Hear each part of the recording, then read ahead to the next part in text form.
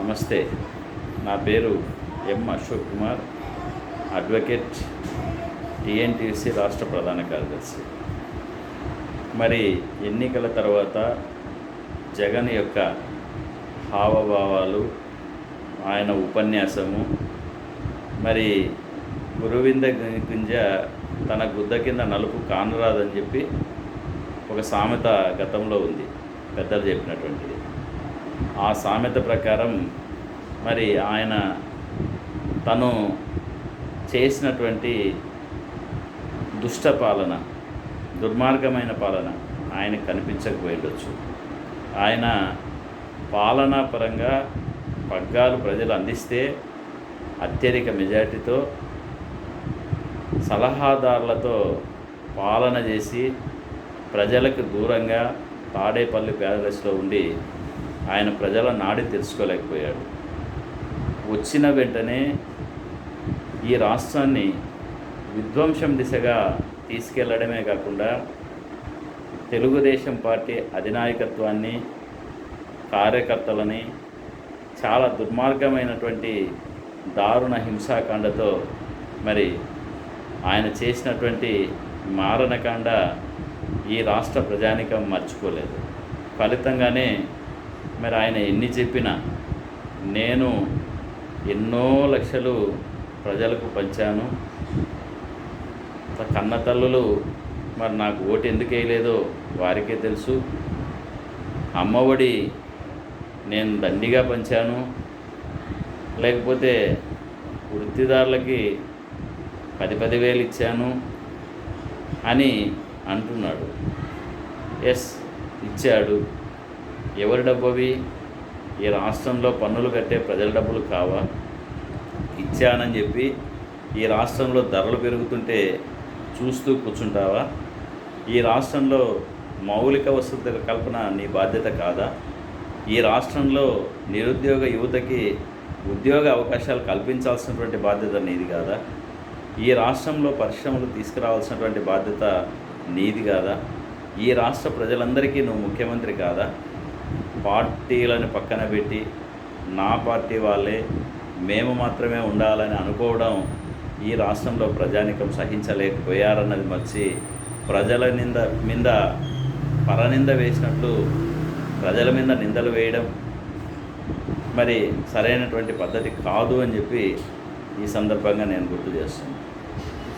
ఈ రాష్ట్రంలో 40 సంవత్సరాలు పాలన చేసినటువంటి చంద్రబాబు నాయుడు పైన అనవసరమైనటువంటి అరెస్ట్ల పర్వం పెట్టి సంబంధం లేని అనేక కేసుల్లో ఇరికిచ్చినటువంటి ఫలితంగా మరి ఆయన్ని, అంత పెద్ద మనిషిని 50 రోజుల పాటు జైల్లో పెట్టి కనీసం ముఖ్యమంత్రిగా అనేక సార్లు పాలనా పగ్గాలు చేపట్టి ప్రజలకు చేరువైనటువంటి అంత పెద్ద మనిషిని వయసు రీత్యా చూడకుండా మరి కనీసం ఒక ఏసీ కూడా బిగించాలని అనుకోకపోవడం, కనీస వస్తువులు కల్పించాలని అనుకోకపోవడం మరి దుర్మార్గమైనటువంటి పాలన కాదా?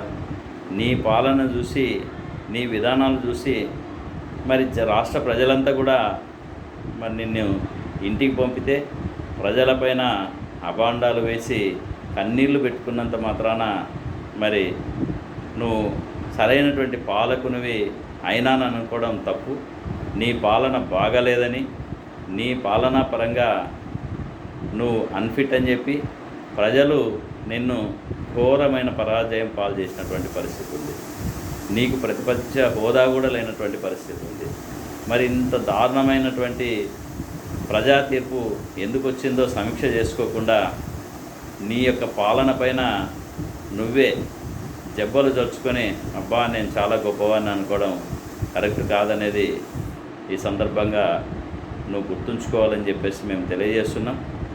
నీ మాదిరి పార్టీలన్నీ దేశంలో పాలన చేస్తే ఈ రాష్ట్రంలో ఏ పార్టీ అయితే అధికారంలో ఉంటే ఆ పార్టీ జనం తప్ప మిగతా జనం ఉండకూడదని అనుకోవడం ఈ మూర్ఖత్వమైనటువంటి విధానాలు ప్రజలకు నచ్చలేదనేది గుర్తించాలా.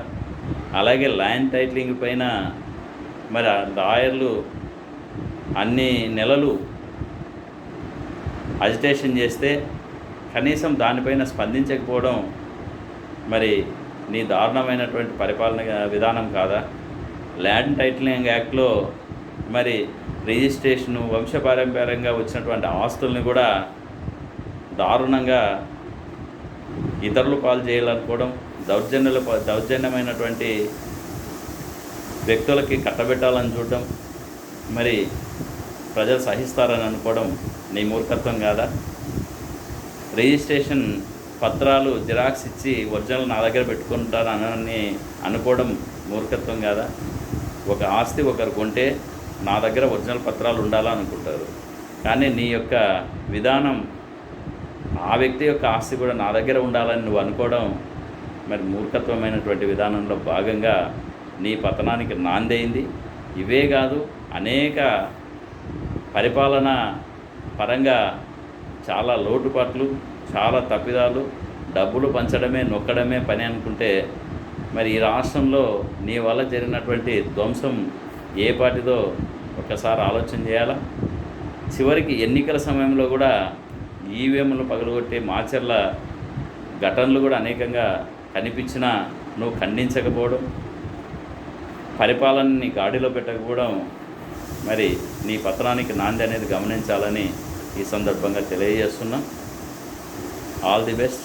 మరోసారి నువ్వు ప్రజా ఉద్యమంలోకి వచ్చి మరోసారి ప్రజల అభిమానాన్ని చూరగొని ప్రజలకు చేరువవుతావని ఆశిస్తున్నాం.